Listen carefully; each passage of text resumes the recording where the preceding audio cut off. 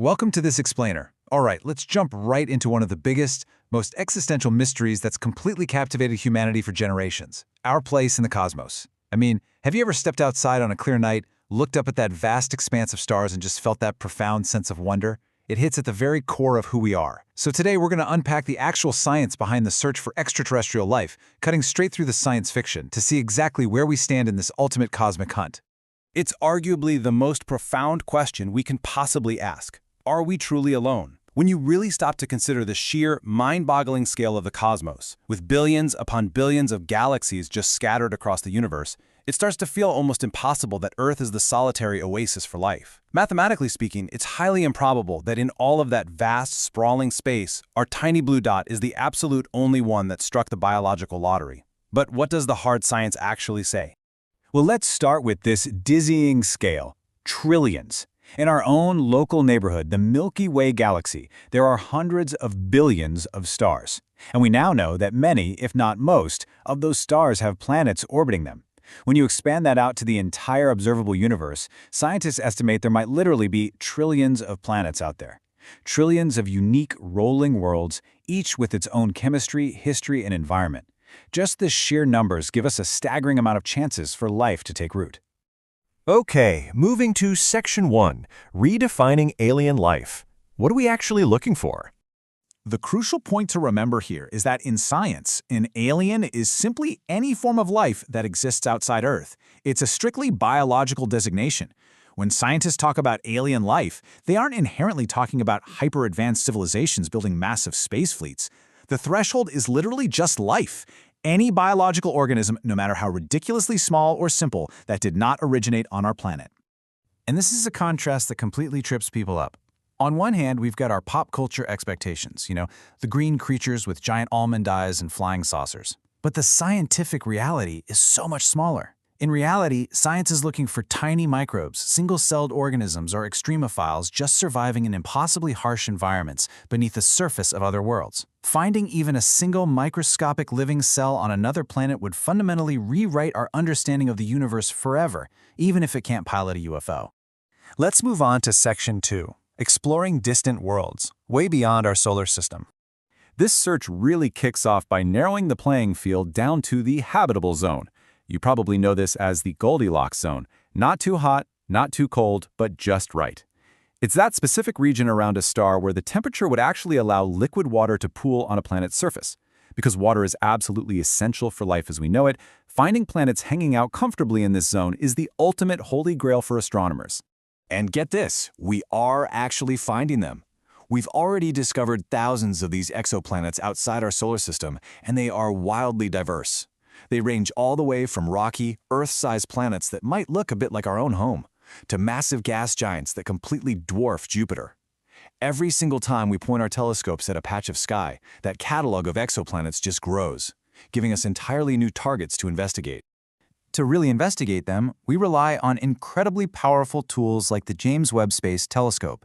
And what's totally amazing here is that JWST isn't just snapping pretty pictures. It's actively analyzing the atmospheres of these distant worlds.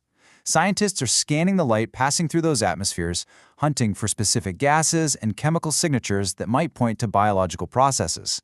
We're essentially sniffing the air of planets light years away just to see if anything is breathing. Now let's zoom back in for Section 3, targets closer to home, right here in our solar system.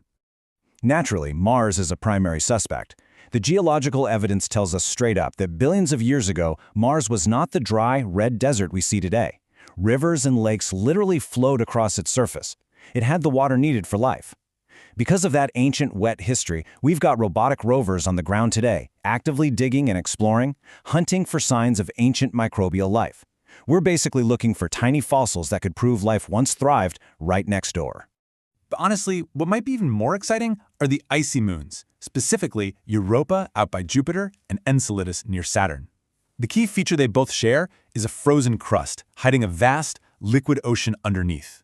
We've even seen Enceladus shooting these spectacular geysers of water straight out into space. Because they have liquid water and internal heat, scientists believe these dark, hidden oceans might actually possess the perfect cocktail of ingredients needed for life right now.